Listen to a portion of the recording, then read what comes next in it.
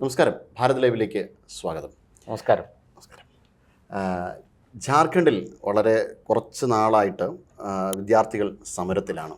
അങ്ങോട്ടേക്ക് ആരും തന്നെ നോക്കുന്നുണ്ടായിരുന്നില്ല. കാരണം അത് വലിയൊരു സെലിബ്രിറ്റി സ്റ്റാറ്റസ് ഉള്ള സമരമല്ല. ഡൽഹിയിലെ ജന്തർ മന്ദറിലൊന്നുമല്ല നടക്കുന്നത്. മാത്രമല്ല അത് BJPക്കെതിരായിട്ടുള്ള സമരമല്ല.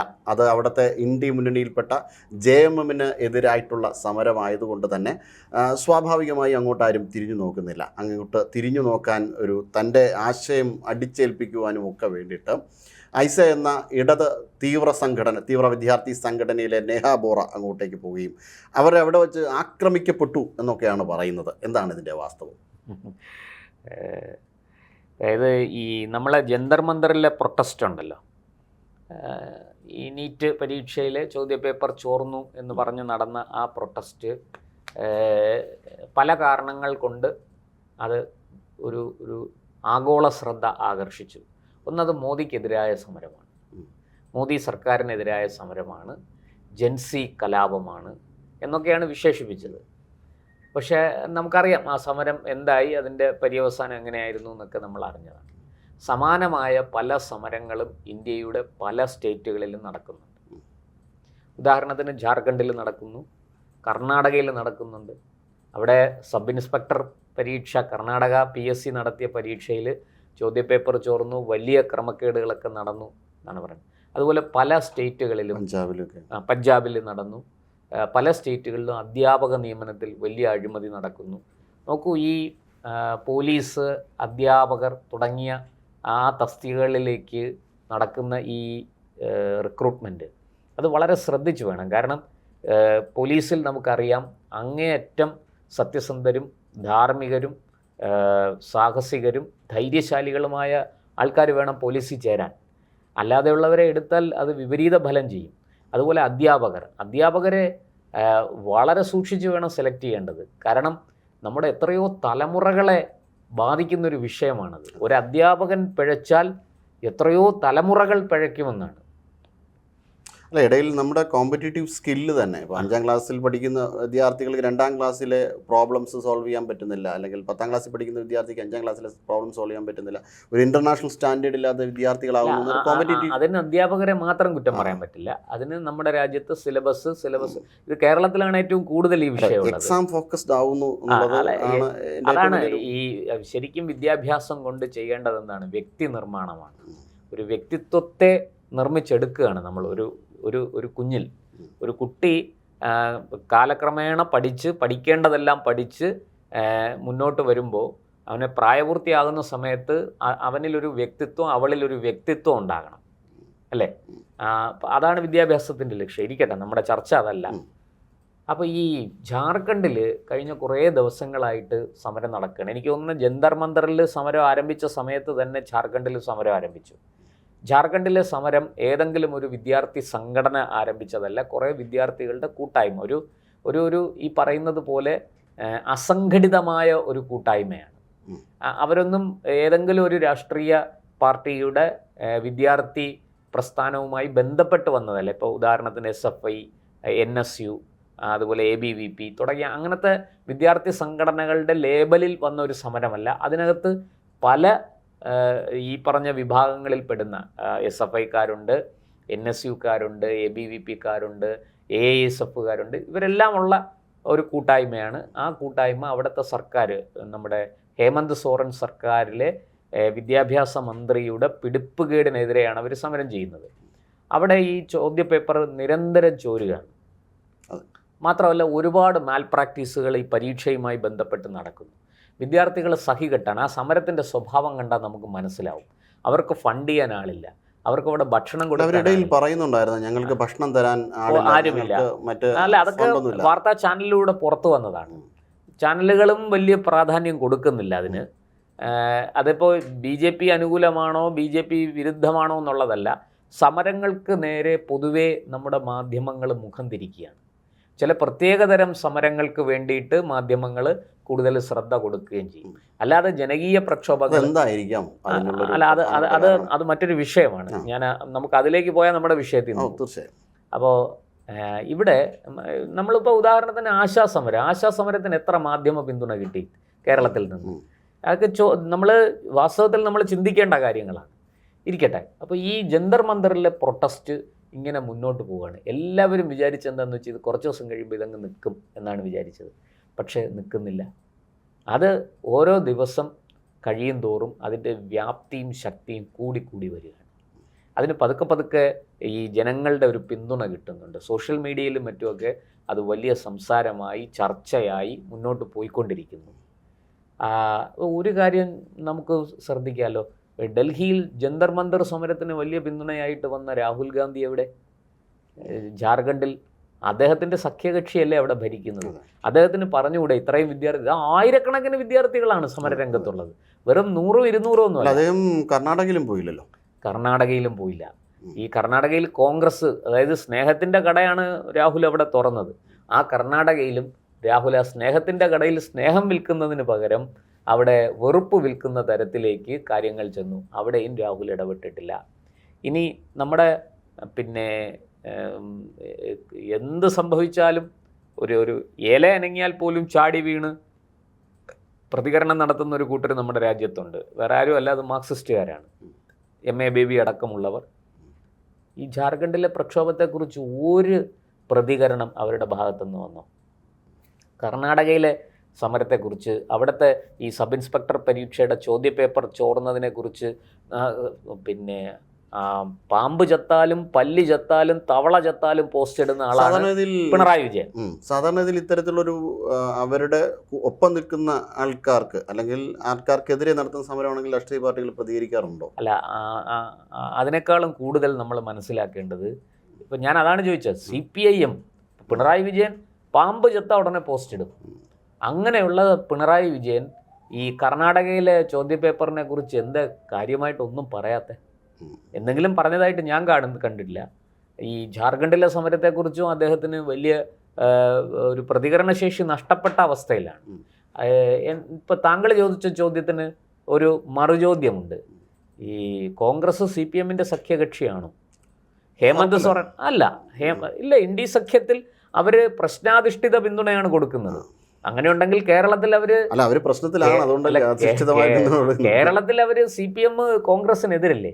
കേരളത്തിൽ അവർക്ക് പ്രതികരിക്കാമല്ലോ. അവർ ഡൽഹിയിൽ പ്രതികരിച്ചില്ല. പക്ഷെ കേരളത്തിൽ പ്രതികരിക്കാമല്ലോ. കോൺഗ്രസിൻ്റെ സർക്കാർ ഇങ്ങനൊരു അന്യായം ചെയ്തിരിക്കുന്നു യുവജനങ്ങളോട്. സബ് ഇൻസ്പെക്ടർ പരീക്ഷയിലെ ചോദ്യപേപ്പർ ചോർന്നു, വലിയ ക്രമക്കേട് അതിനകത്ത് നടന്നിരിക്കുന്നു. എന്തേ മിണ്ടാത്തത്? ഹേമന്ത് സോറൻ്റെ കാര്യത്തിൽ അവർക്ക് ഒരു പ്രശ്നവും ഇല്ലല്ലോ. അവിടെ ഹേമന്ത് സോറൻ എന്തായാലും CPMനെ അങ്ങോട്ടൊന്നും അടുപ്പിക്കില്ല. ആ ഭാഗത്തേക്കേ പോണ്ട. അവർക്ക് കേരളത്തിലെങ്കിലും ഒന്ന് പ്രതികരിക്കാമല്ലോ. പ്രതികരിച്ചില്ല. SFI എവിടെ പോയി? ഔദ്യോഗികമായി ഞാൻ പറയുന്നത്, അവിടെ പ്രൊട്ടസ്റ്റിനകത്ത് SFIക്കാരും ABVPക്കാരും NSUക്കാരും ഒക്കെ ഉണ്ടാവും, ഇല്ലെന്ന് ഞാൻ പറയുന്നില്ല. പക്ഷേ അവരൊന്നും ആ ബാനറിലല്ല വരുന്നത്. ആ SFIയുടെ ബാനറിൽ ഒരു ശക്തമായ പ്രതിഷേധം വന്നില്ലല്ലോ. അപ്പോഴാണ് ഈ ഐസയുടെ അഖിലേന്ത്യാ പ്രസിഡന്റ് നേഹ ബോറ ആരാണെന്ന് എല്ലാവർക്കും അറിയാം. അതായത് SFIക്ക് കമ്മ്യൂണിസ്റ്റ് തീവ്രത പോരാ, മാർക്സിയൻ തീവ്രത പോരാ എന്ന് പറഞ്ഞ് ഇതിൽ നിന്ന് പുറത്തുപോയി കുറേ കൂടെ തീവ്രമായ ഇടതുപക്ഷ ലൈൻ ഉണ്ടാക്കിയെടുത്തവരാണ് ഈ ഐസ. അതിൻ്റെ മുഴുവൻ പേര് ഞാൻ മറന്നുപോയി. ഓൾ ഇന്ത്യ സ്റ്റുഡൻസ് അങ്ങനെ എന്തോ ആണ്. അവർ ഈ സത്യത്തിൽ ഈ JNUവിലെ ഒരു ഇടത് തീവ്രവാദ ചിന്തയുള്ള ഒരു കൂട്ടം വിദ്യാർത്ഥികൾ എന്ന് അവരെ പറയുന്നതിൽ ഒരു തെറ്റുമില്ല. ഇവരാണെന്ന് ഇവിടെ നമ്മുടെ തുക്കടെ ഗ്യാങ്ങിന്റെ ഓർഗനൈസേഷൻ ഉമർ ഖാലിദ് ഇവരുടെ കൂട്ടത്തിലായിരുന്നു. അല്ലാതെ ഇവർക്ക് അങ്ങനെയുള്ള ഈ രാജ്യത്തെ വിഘടിപ്പിക്കാൻ നടക്കുന്ന വിധ്വംസക ശക്തികളോടെല്ലാം ചേരും ഇവർ. അപ്പം ഇനി അതിന് വലിയ സ്കോപ്പില്ല എന്ന് മനസ്സിലായത് കൊണ്ടാണ് ഈ SFIയും ASFും NSU ഒക്കെ പതുക്കെ അതിൽ നിന്ന് പിന്മാറിയത്. അപ്പോൾ അതിനകത്തുണ്ടായിരുന്ന കുറേ ആൾക്കാർ ഇതല്ല, ഇതാണ് ശരിയെന്നും പറഞ്ഞ് ഇങ്ങനെ ഒരു പുതിയ വിദ്യാർത്ഥി യൂണിയൻ ഉണ്ടാക്കി ഉമർ ഖാലിദിനെയും ഷർജീൽ ഇമാമിനെയും ഒക്കെ പിന്തുണച്ചുകൊണ്ട് നടക്കുന്നവരാണ്. ആ നേഹ ബോറ ജന്തർ മന്ദറിൽ എന്തൊക്കെയാണ് കാട്ടിക്കൂട്ടിയതെന്ന് നമ്മൾ കണ്ടു. ഇപ്പോൾ അവരിവിടെ ചെന്ന് ഈ ജാർഖണ്ഡിലെ പ്രൊട്ടസ്റ്റ്, കാരണം മുതലെടുപ്പാണ് എല്ലായിടത്തും നടന്നുകൊണ്ടിരിക്കുന്നത്. ജാർഖണ്ഡിലെ പ്രൊട്ടസ്റ്റിന് പിന്തുണയുമായിട്ട് ചെന്നു. ആ ജാർഖണ്ഡിലെ പിള്ളേർ പറയുന്ന, ആ സമരം ചെയ്യുന്ന പിള്ളേർ പറയുന്നതെന്ന് വെച്ചാൽ ഇത് ഇവർ ഹൈജാക്ക് ചെയ്യാൻ വന്നതാണ്. ഇവരവിടെ ഒരു മാർച്ചൊക്കെ സംഘടിപ്പിച്ചു. ആ ആ മാർച്ചിനുള്ളിലേക്ക് നുഴഞ്ഞു കയറിയ ഒരു വ്യക്തിയാണ് ഈ കറുത്ത മഷി ഇവരുടെ തലയിൽ കൂടെ ഒഴിച്ചു കൊടുത്തു. പോലീസ് വന്ന് അയാളെ അപ്പം തന്നെ അറസ്റ്റ് ചെയ്തു. അത് എന്താണെന്ന് അറിയില്ല. എന്തായാലും ചിലപ്പോൾ ഇനി ഇവർ തന്നെ ചെയ്യിച്ചതാണോ എന്നൊന്നും പറയാൻ പറ്റത്തില്ല കേട്ടോ, നമുക്കറിയില്ല. കാരണം ഇവർ അറ്റൻഷൻ കിട്ടാൻ, ഈ പബ്ലിക് അറ്റൻഷൻ കിട്ടാൻ വേണ്ടിയിട്ട് ഇവരൊക്കെ എന്തും ചെയ്യും. ഇവർക്കൊന്നും പിന്നെ ഈ കേജ്രിവാളിന് അടി കിട്ടിയതുപോലെ അങ്ങനെയൊക്കെയുള്ള ഗിമ്മിക്കുകൾ ഇവരെല്ലാം ചെയ്യാൻ നല്ല സാധ്യതയുണ്ട്. പിന്നെ ഈ ജാർഖണ്ഡിലെ സമരം എങ്ങനെയെങ്കിലും ഒന്ന് അട്ടിമറിക്കണം. ഈ സമരം ശക്തി പ്രാപിച്ച് മുന്നോട്ട് പോവുകയാണ്. അപ്പോൾ അതുകൊണ്ട് അവിടെ ഇത്രയും ദിവസമായിട്ടും വിദ്യാർത്ഥികളുടെ പോരാട്ട വീര്യം നഷ്ടപ്പെട്ടിട്ടില്ല. നോക്കൂ, ജന്തർ മന്ദറിൽ നമ്മൾ കണ്ടു എങ്ങനെയാണ് സമരം പോയതെന്നും പിന്നീട് എങ്ങനെയാണ് അത് അക്രമാസക്തമായതെന്നും സോനം വാങ്ചുക്കിൻ്റെ നിരാഹാരം ഉൾപ്പെടെയുള്ള കാര്യങ്ങൾ നമ്മുടെ രാജ്യത്ത് എല്ലാവരും കണ്ടതാണ്. ഇവിടെ വിദ്യാർത്ഥികൾ നിരാഹാരം കിടക്കുന്നുണ്ട്, സമരം ശക്തമായിട്ട് മുന്നോട്ട് പോകുന്നു. വിദ്യാർത്ഥികൾ ചോദിക്കുന്ന ചോദ്യം അതാണ്. ജന്തർ മന്ദറിൽ നീറ്റിലെ ചോദ്യപേപ്പറിന് ചോർന്നപ്പോൾ കിട്ടിയ ആ ഒരു ഇതുണ്ടല്ലോ, അതെന്തുകൊണ്ട് അതിന് പിന്തുണ കൊടുത്ത, ആ സമരത്തിന് പിന്തുണ കൊടുത്ത കോൺഗ്രസും മറ്റ് ഈ ഇന്ത്യ മുന്നണിയിലെ കക്ഷികളും എന്തുകൊണ്ട് ഞങ്ങൾക്ക് പിന്തുണ നൽകുന്നില്ല എന്നൊക്കെ വിദ്യാർത്ഥികൾ ചോദിക്കുന്നുണ്ട്. അപ്പോൾ ഇവിടെ ഈ നേഹ ബോറയ്ക്ക് മേളിൽ ഇങ്ങനെ ഇത് ഒഴിച്ചു, പോലീസ് അയാളെ അപ്പം തന്നെ അറസ്റ്റ് ചെയ്തു. ഇനി അപ്പോൾ നേഹ ബോറ ഉടനെ പറഞ്ഞത് ഇത് BJP RSS ആളാണ്, ഇയാൾ RSSൻ്റെ സ്വയം സേവകനാണെന്നൊക്കെ. അത് പോലീസ് പറയട്ടെ, അയാൾ RSSകാരനാണോ BJPക്കാരനാണോ ABVPക്കാരനാണോ അതോ മറ്റേതെങ്കിലും സംഘടനയിലുള്ളതാണോ എന്നൊക്കെ പോലീസാണ് സ്ഥിരീകരിക്കേണ്ടത്. എന്തായാലും അതിനുശേഷം ഇവരവിടെ ചെന്നിട്ട് ഈ സമരവേദിയിൽ കയറാൻ ശ്രമിച്ചു നേഹ ബോറ. പക്ഷേ അവിടുന്ന് വിദ്യാർത്ഥികൾ വളരെ തന്ത്രപൂർവ്വം അവരെ അവിടുന്ന് ഒഴിവാക്കുന്ന ദൃശ്യങ്ങളാണ് നമ്മൾ കണ്ടത്. അതായത് നിങ്ങൾ ഈ സമരത്തിന് പിന്തുണയൊക്കെ തന്നോളൂ, പക്ഷേ ഇവിടെ ഞങ്ങളുടെ സ്റ്റേജിൽ നിന്ന് ആസാദി മുദ്രാവാക്യം വിളിക്കാൻ പറ്റില്ല, കാശ്മീർ മാംഗെ ആസാദി വിളിക്കാൻ പറ്റില്ല, തുക്കടെ തുക്കടെ വിളിക്കാൻ പറ്റില്ല, ഭാരത് തേര തുക്കടെ തുക്കടെ, അതെ, പിന്നെ നമ്മുടെ ഇദ്ദേഹത്തിനൊക്കെ എന്താ ഇപ്പോ സാധാരണ ഇതിൽ എല്ലാ സമരങ്ങളിലും ഇപ്പോ ജന്തർ മന്ദറിലെ സമരത്തിൽ ഒരു ആസാദി മുദ്രാവാക്യം വിളിച്ചിട്ടുണ്ടായിരുന്നു. മറ്റ് JNUവിന്റെ സമരങ്ങളും ഒക്കെ ആസാദി മുദ്ര, അതിപ്പോ ഒരു പതിവല്ലേ? അവിടെയാണ് വിഷയം. അത് തെറ്റോ ശരിയോ എന്നുള്ള ഒരു ചോദ്യമല്ല, അത് തെറ്റാണ്. കാരണം നമ്മുടെ രാജ്യത്തെ വെട്ടിമുറിക്കാൻ വേണ്ടി ഇവിടെ ഏത് സമരവും, ഈ സമരം നടത്തുന്നത് രാജ്യത്തെ വെട്ടിമുറിക്കാനാണോ? അഫ്സൽ ഗുരുവിന് നീതി കൊടുക്കാനാണോ? അഫ്സൽ ഗുരുവിനെ നമ്മുടെ രാജ്യത്തെ പരമോന്നത നീതിപീഠമാണ് പിന്നെ പ്രസിഡന്റിന്റെ അടുത്ത് വരെ ദയാഹർജി പോയി, എന്നിട്ടും ഇത് പിന്നെ നീതി കിട്ടിയില്ല എന്നാണോ ഇവർ പറയുന്നത്? അപ്പോൾ നമ്മുടെ രാജ്യത്തെ സംവിധാനം, നീതിന്യായ വ്യവസ്ഥ മുഴുവനും തെറ്റാണെന്നാണോ ഇവർ പറയുന്നത്? അത്തരത്തിലാണ് പറയുന്നത്. അതിനെയാണ് അടിച്ചൊതുക്കേണ്ടത്. ആ ചിന്താഗതിയെ തീർച്ചയായിട്ടും രാജ്യത്തിൻ്റെ അഖണ്ഡതയ്ക്കും ഐക്യത്തിനും എതിരെ ഉയരുന്ന ഒരു ശബ്ദത്തെയും വെറുതെ വിടാൻ പാടില്ല എന്ന് തന്നെയാണ് എൻ്റെ അഭിപ്രായം. കാരണം എന്തൊക്കെ പറഞ്ഞാലും രാജ്യമാണ് വലുത്. നോക്കൂ, മനുഷ്യാവകാശങ്ങൾ ലംഘിക്കപ്പെട്ടാൽ അത് ചോദ്യം ചെയ്യാനുള്ള സംവിധാനം ഇവിടെ ഉണ്ട്. നമ്മുടെ രാജ്യത്ത് പോലീസ് അന്യായം പ്രവർത്തിച്ചാൽ നമുക്ക് കോടതികളുണ്ട്. നമ്മുടെ കോടതികളെല്ലാം അത്രയ്ക്ക് ഇവർ പറയുന്നത് പോലെ മനുഷ്യത്വ വിരുദ്ധമായ സമീപനങ്ങൾ സ്വീകരിച്ചാണോ മുന്നോട്ട് പോകുന്നത്? നോക്കൂ, എത്രയോ സംഭവങ്ങളിൽ കോടതികളിൽ നിന്ന് നീതി കിട്ടിയിരിക്കുന്നു. ഇരകൾക്ക് അർഹതപ്പെട്ട നീതി, ഒരു സംഭവം ഇവർ പറയട്ടെ, കോടതിയിൽ നിന്ന് അർഹതപ്പെട്ട നീതി അവസരം പോലും ലഭിക്കാതെ നിഷേധിച്ചു എന്ന് ഒരു സംഭവം പറയട്ടെ. ഈ രാജ്യത്തിനെതിരെ യുദ്ധം ചെയ്ത, രാജ്യത്ത് ബോംബ് സ്ഫോടനം നടത്തിയവർക്ക് പോലും അപ്പീൽ കൊടുക്കാനും തങ്ങളുടെ ഭാഗം ന്യായീകരിക്കാനുമുള്ള എല്ലാ അവസരങ്ങളും കൊടുത്തിട്ടുണ്ട് നമ്മുടെ രാജ്യത്ത് സംവിധാനം. അത് ഏതെങ്കിലും ഒരു രാഷ്ട്രീയ പാർട്ടിയുടെ വകയോ ഒരു പ്രധാനമന്ത്രിയുടെ ഔദാര്യമോ ഒന്നുമല്ല. അത് നമ്മുടെ രാജ്യത്ത് സ്വാതന്ത്ര്യം കിട്ടി ഭരണഘടനാ ശില്പികൾ നമ്മുടെ രാജ്യത്ത് ഉണ്ടാക്കിയെടുത്ത ഒരു സംവിധാനമാണത്. ആ സംവിധാനത്തെ ഞാൻ അനുസരിക്കില്ല, അതിനെ വലിച്ച് ദൂരത്തോട്ട്. എന്നിട്ട് ഇവരെല്ലാം പറയുന്നത് എന്താണ്? BJPയും RSSും ഭരണഘടന പൊളിച്ചെഴുതാൻ ശ്രമിക്കുന്നു എന്നാണ് ഇവർ പറയുന്നത്. നോക്കൂ, അത് ചെയ്യുന്നത് വാസ്തവത്തിൽ ഇവരാണ്. എന്നിട്ട് അത് ആരോപിക്കപ്പെടുന്നത് ആരുടെ പുറത്താണ്? ഇതിനകത്ത് RSS ഇന്ന് വരെ ഭരണഘടനയ്ക്കെതിരെ എന്തെങ്കിലും പറഞ്ഞതായിട്ട് എനിക്കറിയില്ല കേട്ടോ.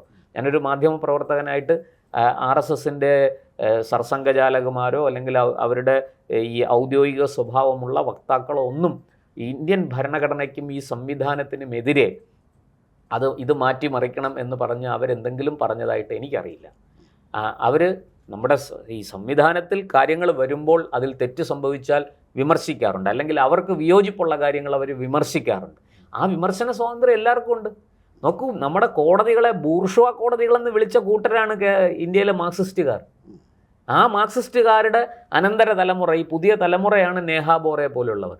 അവരവിടെ ചെന്ന് കയറിയപ്പോൾ വിദ്യാർത്ഥികൾ പറഞ്ഞു പറ്റത്തില്ല, നിങ്ങളെ സ്റ്റേജിലേക്ക് കയറ്റുന്ന പ്രശ്നമില്ല, സമരത്തിൻ്റെ വേദിയിൽ നിങ്ങൾ വരണ്ട, നിങ്ങൾ താഴെ നിന്നാൽ മതി, നിങ്ങൾ പിന്തുണ പ്രഖ്യാപിച്ചോ, ഞങ്ങൾക്ക് വിരോധമൊന്നുമില്ല, പക്ഷേ നിങ്ങളിങ്ങോട്ട് കയറണ്ട. കയറിയിട്ട് എന്താണ്? നിങ്ങൾ ആസാദി മുദ്രാവാക്യമാണ് വിളിക്കുന്നത്. ഉമർ ഖാലിദിനെ വിടണമെന്നാണ് നിങ്ങൾ ആവശ്യപ്പെടുന്നത്. അതും ഈ സമരവുമായിട്ട് എന്ത് ബന്ധം? ജന്തർ മന്ദറിൽ നീറ്റ് ചോദ്യപേപ്പർ ചോർന്നതും ഉമർ ഖാലിദുമായിട്ട് എന്താണ് ബന്ധം? എനിക്ക് മനസ്സിലാവുന്നു. ബന്ധം ഉണ്ടെങ്കിൽ ഒന്ന് പറഞ്ഞു തരട്ടെ ഇവർ. അതുപോലെ തന്നെ ഈ ഇപ്പോൾ പിന്നെ ജാർഖണ്ഡിൽ നടക്കുന്ന പ്രക്ഷോഭം, അസിസ്റ്റന്റ് ഉമർ ഖാലിദ് ഒരു ജനാധിപത്യപരമായിട്ടുള്ള ഒരു പ്രക്ഷോഭം, ഒരു അവകാശ പ്രഖ്യാപനവും ഒരു പ്രക്ഷോഭവും അതുമായി ബന്ധപ്പെട്ട് നടത്താൻ തീരുമാനിച്ചു എന്നാണ് പറയുന്നത്. അപ്പം ഇതും ജനാധിപത്യപരമായ വിദ്യാർത്ഥികളുടെ ഒരു പ്രക്ഷോഭം ജനാധിപത്യപരമാണ് എന്നാണ്. വിദ്യാർത്ഥികളുടെ പ്രക്ഷോഭത്തെ നമുക്ക് മനസ്സിലാക്കാം. അത് അവര് ഈ ജാർഖണ്ഡിൽ ഇതുവരെ മറ്റതും ഒരു അവകാശത്തിന് വേണ്ടി നടത്തിയ പോരാട്ടം. എന്ത് അവകാശം? ആരുടെ അവകാശം? രാജ്യത്ത് കലാപമുണ്ടാക്കി 58 പേരെ കൊലപ്പെടുത്തി 58 പേരുടെ മരണത്തിനിടയാക്കിയ കലാപത്തിന് ആഹ്വാനം ചെയ്ത ആളിനെ ജയിലിലിട്ടിരിക്കുമ്പോൾ അത് എന്ത് മനുഷ്യാവകാശമാണ് ആ ആളിന് കൊടുക്കേണ്ടത്? ഈ കൊല്ലപ്പെട്ട 58 പേർക്ക് മനുഷ്യാവകാശം ഇല്ല. ആര് മാനിപ്പുലേറ്റ് ചെയ്തു? എല്ലാ തെളിവുകളുണ്ട്. അതുകൊണ്ടാണ് സുപ്രീം കോടതി വരെ പോയിട്ട് ജാമ്യം കിട്ടുന്നില്ലല്ലോ.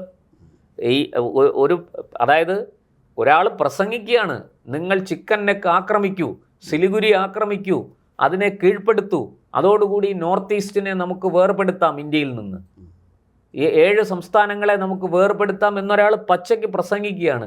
ഇതിനകത്ത് എന്ത് അവകാശ പ്രഖ്യാപനമാണുള്ളത്? ഇതിനകത്ത് എന്ത് ന്യായമാണുള്ളത്? ഇത് മുന്നേ പറഞ്ഞ സംഘടനകൾ ഇന്നും ഭാരതത്തിൽ നിലനിൽക്കുന്നുണ്ടല്ലോ, അവരുടെ ദേശീയ. അതെ, ഞാൻ പറയും, അത് നമ്മുടെ കേന്ദ്രം ഭരിക്കുന്നതടക്കം മാറി മാറി ഭരിച്ച കോൺഗ്രസ് BJP സർക്കാരുകളുടെയൊക്കെ കഴിവുകേടാണ് ഇത്തരം സംഘടനകളെ വളരാൻ അനുവദിക്കുന്നത്. ഇവർക്കെതിരെ നിയമപരമായ നടപടി സ്വീകരിക്കണം. ഈ രാജ്യത്ത് കോടതികളുണ്ട്, ഭരണവ്യവസ്ഥയുണ്ട്, നീതിന്യായ സംവിധാനമുണ്ട്. ഈ രാജ്യത്തെ വിഘടിപ്പിക്കാൻ ഇനിയും ഈ രാജ്യം ഏതെങ്കിലും മതത്തിൻ്റെയോ ജാതിയുടെയോ ഭാഷയുടെയോ ഒക്കെ പേരിൽ ഈ രാജ്യത്തെ വെട്ടിമുറിക്കാൻ ഇനിയും അനുവദിക്കരുത്. അത്തരത്തിലുള്ള നോക്കൂ, ഒരു അങ്ങേയറ്റം വൈവിധ്യമാർന്ന ഒരു സംസ്കാരം അല്ലേ, അതിൻ്റെ ലോകത്തിന് മുന്നിൽ അതിങ്ങനെ തല ഉയർത്തി നിൽക്കുകയാണ്. അതിൻ്റെ എല്ലാ ഗാംഭീര്യത്തോടും കൂടി മനോഹാരിതയോടും കൂടി അതിങ്ങനെ തല ഉയർത്തി നിൽക്കുകയാണ്. ലോകം മുഴുവനും ശ്രദ്ധിക്കുകയാണ് ഭാരതത്തെ. അപ്പോഴാണ് ഭാരതത്തിനകത്തുനിന്ന് ഇത്തരത്തിലുള്ള വിധ്വംസ ആരുടെയോ അച്ചാരം വാങ്ങിക്കൊണ്ട് ഈ പറയുന്ന ഇവരെയൊക്കെ സത്യത്തിൽ പിതൃശൂന്യരെന്ന് വിളിക്കേണ്ടതാണ്. ഞാൻ അത്രയും ചെയ്യുന്നില്ല. ആരുടെയൊക്കെ അച്ചാരം വാങ്ങിക്കൊണ്ട് ഈ രാജ്യത്തെ വെട്ടിമുറിക്കാൻ നടത്തുന്ന ശ്രമങ്ങളുടെ ഭാഗം അതിൻ്റെ ഒരു ഡ്രാമയാണ് ഈ ജാർഖണ്ഡിലും പോയി പയറ്റാൻ നോക്കിയത്. പക്ഷെ അവിടുത്തെ വിദ്യാർത്ഥികൾ അവിടുന്ന് അടിച്ചോടിച്ചു. അതാണ് സത്യം. നിങ്ങൾ ആ പണി അങ്ങ് കയ്യിൽ വെച്ചിരുന്നാൽ മതി, അതിവിടെ ഇറക്കണ്ട. ഞങ്ങളുടെ സമരം വിഷയാധിഷ്ഠിതമാണ്, ഇഷ്യൂ ബേസ്ഡാണ്. ഈ ജാർഖണ്ഡിൽ നടക്കുന്ന എല്ലാ പരീക്ഷകളിലും ചോദ്യപേപ്പർ ചോരുന്നുണ്ട്. നോക്കൂ, പഞ്ചാബിലെ സമരം നമ്മൾ അറിയുന്നില്ല, വലിയ സമരമാണ് അവിടെ നടന്നത്. പോലീസ് മൃഗീയമായിട്ട് സമരക്കാരെ ഉപദ്രവിച്ചു, നമ്മളാരും അറിഞ്ഞില്ല. ഈ തൊട്ടടുത്ത് കിടക്കുന്ന കർണാടകയിൽ ബംഗളൂരുവിൽ സമരം നടന്നിട്ട് കേരളത്തിൽ മാധ്യമങ്ങളൊന്നും അത് അറിഞ്ഞില്ല എന്നാണ് എനിക്ക് തോന്നുന്നത്. അവർ അറിഞ്ഞിരുന്നെങ്കിൽ അവരെല്ലാം റിപ്പോർട്ട് ചെയ്തേനെ കേട്ടോ. അപ്പോൾ പഞ്ചാബിൽ പോലീസ്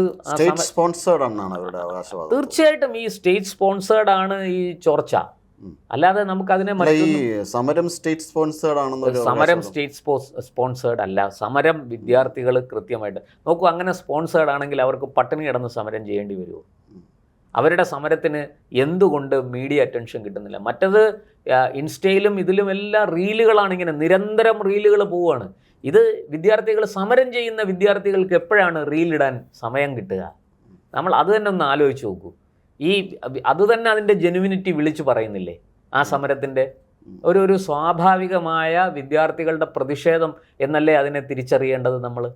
അതിന് പകരം നമ്മൾ ആ സമരത്തെ അവഗണിക്കുകയാണ്. നമ്മുടെ മാധ്യമങ്ങൾ ഉൾപ്പെടെ ആ സമരത്തെ അവഗണിക്കുകയാണ്. അവരൊരു ജെനുവിൻ കോസുമായിട്ടാണ്. അവരുടെ ഒരു പൊളിറ്റിക്കൽ അംബീഷൻ അതിൻ്റെ പിന്നിലുണ്ടല്ലോ, രാഷ്ട്രീയപരമായ. അതുകൊണ്ട് അവർക്ക് റീൽസ് ഇടുന്നതിൽ തെറ്റുണ്ടോ?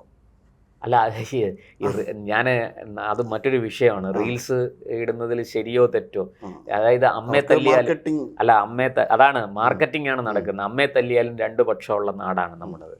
അപ്പോൾ ഇതൊരു തരം മാർക്കറ്റിംഗ് ആണ്. ഈ മാർക്കറ്റിങ്ങിനപ്പുറത്തേക്ക് യാഥാർത്ഥ്യവുമായിട്ട് ഇതിന് യാതൊരു ബന്ധവുമില്ല.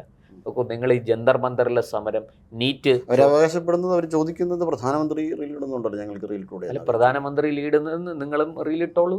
നമ്മൾ റീലിടുന്നതിനെ അല്ല ചോദ്യം ചെയ്തത്. നമ്മൾ ചോദിക്കുന്നത് ഈ സമരത്തിൻ്റെ ജെനുവിനിറ്റി. ഈ പ്രധാനമന്ത്രിക്ക് റീലിടാൻ നമ്മുടെ രാജ്യത്തെ ഭരണ സംവിധാനവുമായി ബന്ധപ്പെട്ട് ഈ പ്രധാനമന്ത്രിയുടെ ജോലി ചെയ്യാതെ റീലിടുകയാണെങ്കിൽ തീർച്ചയായിട്ടും ചോദ്യം ചെയ്യണം. പ്രധാനമന്ത്രിയുടെ പദത്തിലിരുന്ന ആ പദവിയിലിരുന്ന ഒരു പരാജയമാണെങ്കിൽ തീർച്ചയായിട്ടും റീലിട്ടാൽ ചോദ്യം ചെയ്യണം.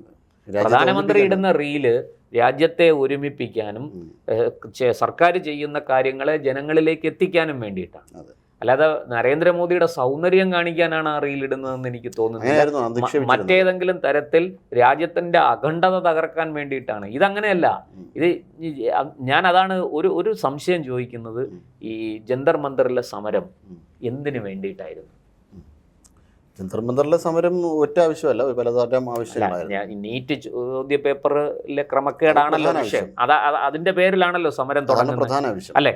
അപ്പോൾ അതിൽ ഈ നീറ്റ് ചോദ്യ പേപ്പർ ചോർന്നു എന്നുള്ളത് കണ്ടെത്തിയത് ഇവരാരുമല്ല, അത് സർക്കാരാണ് കണ്ടെത്തിയത്.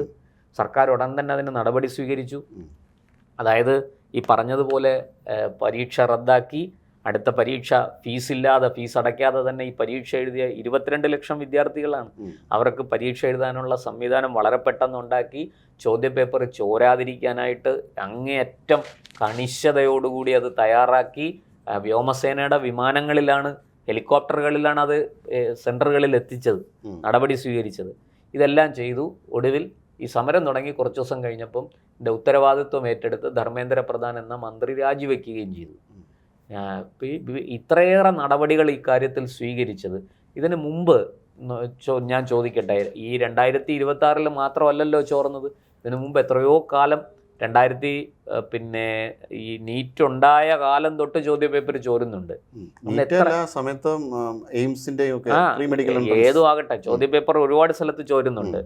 ഈ എത്ര പേര് രാജിവെച്ചു, എന്തൊക്കെ നടപടി സ്വീകരിച്ചു? അപ്പോൾ ഒരു ബഹളം ഉണ്ടാവും, ആരെങ്കിലേക്ക് ഉദ്യോഗസ്ഥന്മാരെ കുറച്ചുപേരെ അറസ്റ്റ് ചെയ്യും, അത് കഴിയുമ്പോൾ അതങ്ങ് പോവും. ആ കേസ് തേഞ്ഞു മാഞ്ഞു പോവും. കോടതിയിലെത്തുമ്പോൾ ഇവരെ വെറുതെ വിടും. മുൻകാല പ്രാബല്യത്തോടുകൂടി അവരെ സർക്കാർ.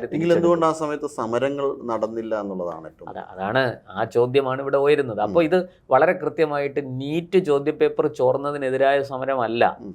സമരം മറ്റു പല ആവശ്യങ്ങൾ, അതായത് ഈ രാജ്യത്ത് പ്രതിപക്ഷം സമ്പൂർണ്ണ പരാജയം, ഒരു സർക്കാരിൻ്റെ മുന്നിൽ സമ്പൂർണ്ണമായി പരാജയപ്പെട്ട പ്രതിപക്ഷം, ആ പ്രതിപക്ഷത്തിനെ പകരം വയ്ക്കാനായിട്ട് ഒരു വിഭാഗം ഉയർന്നു വരാൻ ശ്രമിക്കുന്നു. അതിന് പലതരത്തിലുള്ള സപ്പോർട്ട് പല സ്ഥലത്തുനിന്ന് കിട്ടുന്നുണ്ട്. ഇതാണ് അതിൻ്റെ രത്നച്ചുരുക്കം. ഇതിവിടെ ജാർഖണ്ഡിൽ അവർക്ക് ആവശ്യമില്ല. അവർ പറയുന്നത് ഞങ്ങൾക്ക് അങ്ങനെ ഒരു സപ്പോർട്ടും വേണ്ട, ഞങ്ങൾ വളരെ കൃത്യമായിട്ട് സമരം ചെയ്തു കൊള്ളാം, ഞങ്ങൾ ഈ വിഷയത്തിൽ ഹേമന്ത് സോറൻ സർക്കാരിനെതിരെ നടപടി വേണം, അതാണ് അവരുടെ ആവശ്യം. അവിടുത്തെ വിദ്യാഭ്യാസ മന്ത്രി രാജിവെക്കണമെന്ന് പോലും ഇവിടുത്തെ പ്രതിപക്ഷ പാർട്ടികൾ ആരും പറയുന്നില്ല. ഉത്തരവാദിത്വം ഏറ്റെടുത്തുകൊണ്ട് അവിടുത്തെ വിദ്യാഭ്യാസ മന്ത്രി രാജിവെക്കണം, ഹേമന്ത് സോറൻ സർക്കാർ രാജിവെക്കണം എന്നൊക്കെ ആവശ്യപ്പെടാവുന്ന ഒരു സ്ഥലത്ത് അങ്ങനെ ഒന്നും ആവശ്യപ്പെടുന്നില്ല. വിദ്യാർത്ഥികളാണത് ആവശ്യപ്പെടുന്നത്. അപ്പോൾ അതുകൊണ്ട് ഇവിടെ ഈ നേഹ ബോറ അടക്കമുള്ളവരുടെ നാടകം, കപട നാടകങ്ങൾ വിലപ്പോകില്ല. അത് വിദ്യാർത്ഥികൾക്ക് യാഥാർത്ഥ്യം അറിയാം. അതുകൊണ്ട് ആസാദി മുദ്രാവാക്യവും വിളിച്ചുകൊണ്ട് അങ്ങോട്ട് വരണ്ട. അവരാദ്യമേ പറഞ്ഞു ഞങ്ങളിവിടെ ഇതൊന്നും അനുവദിക്കില്ല എന്ന് പറഞ്ഞു. അപ്പോൾ അതാണ് നേഹ ബോറയ്ക്കെതിരെ ഈ മഷിയുടെ രൂപത്തിൽ പ്രതിഷേധം ഉയർന്നതിൻ്റെ കാരണം. തീർച്ചയായും രാജ്യത്ത് ജനാധിപത്യപരമായ പ്രക്ഷോഭങ്ങൾ നടക്കണം. ജനാധിപത്യപരമായിട്ട് ജനാധിപത്യത്തിന് നേരെയുള്ള അട്ടിമറികൾ ഉണ്ടാകുമ്പോൾ അതിനെതിരെയുള്ള പ്രതികരണങ്ങൾ ഉണ്ടാകണം. പക്ഷേ അത് വ്യക്തിപരമായ നേട്ടങ്ങൾക്ക് വേണ്ടിയിട്ടാകരുത്, രാഷ്ട്രീയമായ കുബുദ്ധികൾക്ക് വേണ്ടിയിട്ടാകരുത്. നമസ്തേ.